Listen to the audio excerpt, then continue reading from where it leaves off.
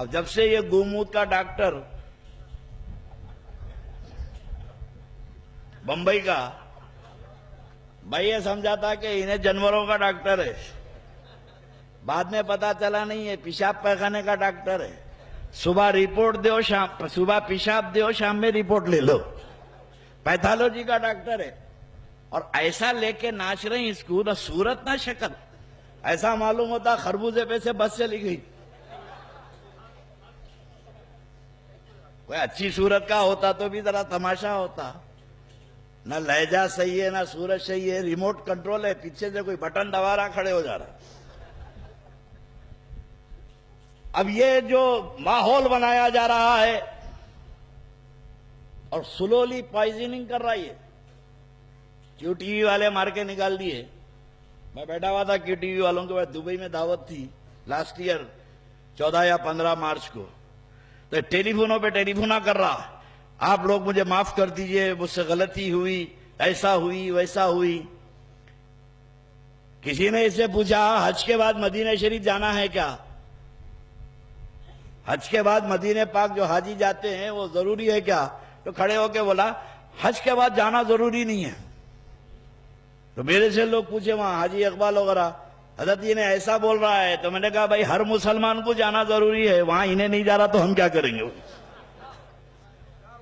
मुसलमानों का जाना जरूरी है, वहां हज को कबूल कराना है तो जाना है। भाई कैसे मालूम होगा तेरा हज कबूल हुआ? सर्टिफिकेट कौन देंगे? सर्टिफिकेट तो मेरे आका देंगे। अब देंगे तो वो दिल की आंखों से देखना पड़ता है, देंगे कैसे?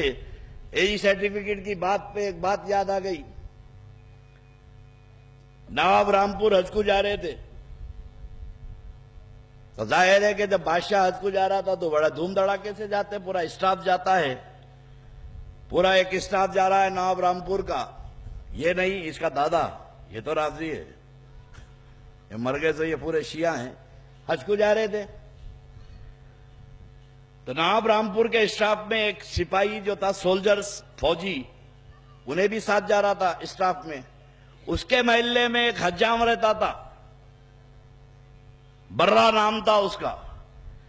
तो ये नवाब साहब का सिपाही जब तैयारी कर रहा था तो हज्जाम बोला कि सरकार मैं सुना कि आप आला हजरत के साथ हज को जा रहे हैं। तो बोले हाँ मेरा नाम है, स्टाफ में हूं मैं। बोले सरकार मैं भी चलता हूं, वहां हज्जाम की जरूरत होगी ना सफर में। तो इन्हें बोला भाई आला हजरत के पास फेरिज बन गई, अब कुछ नहीं हो सकता, मैं कैसे बोलूंगा तेरे को साथ लेकर चलो। तो इतना खुशामद करा, बोले आप मेरा नाम ले लो आला हजरत के पास, अगर आका मुझे बुला रहे हैं अल्लाह ताला करम कर देगा तो मेरी भी हाजिरी के इंतजाम हो जाएंगे, आप वादा करो मेरा नाम आला हजरत के बाद लेंगे। अब इन्हें वादा कर लिया, भाई नाम लेने में क्या है। नवाब साहब बैठे हुए थे, मूड अच्छा था, बातों बातों में सलाम अर्ज करके बोला हुजूर मेरे महल्ले में एक हज्जाम रहता है, अजीब बेवकूफ किस्म का है, खिलौना है, वो इसरार कर रहा आपके साथ चलने के लिए हज में।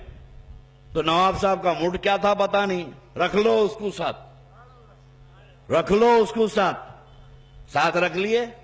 अब पानी के जहाज से सफर हुआ, 2-3 दिन के बाद नवाब साहब को याद आया, और सिपाही को बोले भाई वो कहाँ है बुलबुल, तेरा तोता कहाँ है?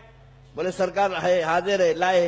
रास्ते में मजाक होता रहा और रोजाना नवाब साहब के सामने आता, नवाब साहब मजाक करते, पीछे कोई धप्पा मारते, धौल मारते, कोई कुछ करते।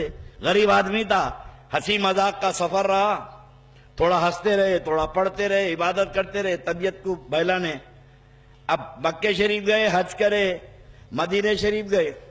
मदीने शरीफ में 15 दिन महीना भर क़याम रहा, वापसी का सामान बांधा जाने लगा।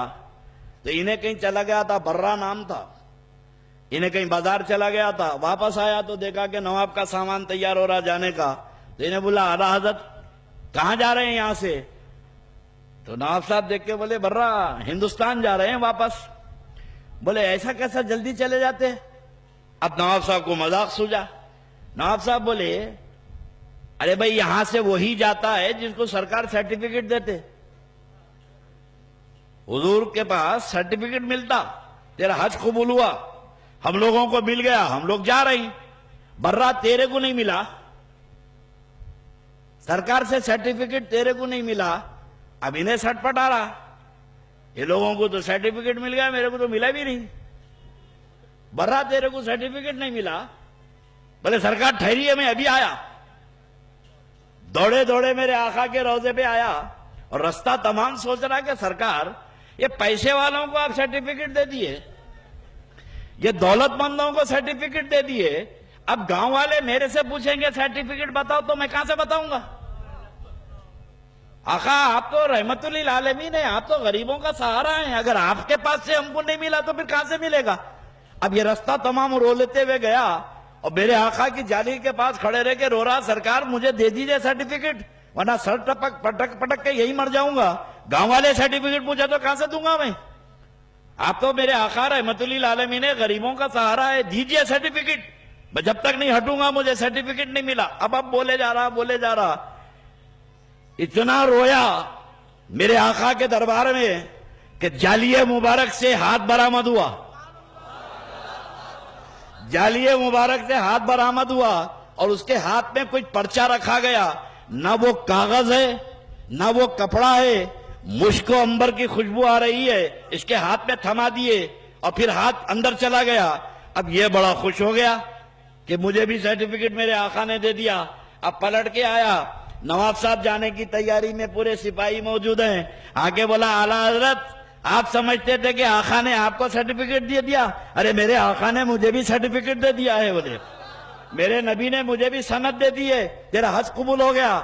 तो नवाब साहब बोले अब तक हम खींच रहे थे, अब ये हमको खींच रहा। बोले अरे बर्रा क्या का सर्टिफिकेट? बोले सरकार दी है मेरे को, जालिया मुबारक में से हाथ निकाल के मेरे हाथ में रख दिए मेरे आका सर्टिफिकेट। बोले बर्रा क्या मजाक कर रहा? अरे क्या मजाक कर रहा है? बोले मजाक नहीं कर रहा हूं, देखिए ये मेरे नबी का सर्टिफिकेट है, मेरे को दिया है हुजूर ने, इसमें कुछ लिखा है, पढ़िए।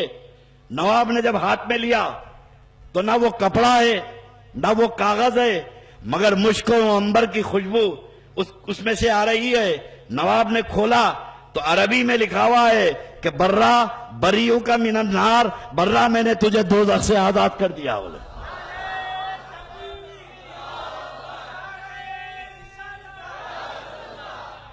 तो ये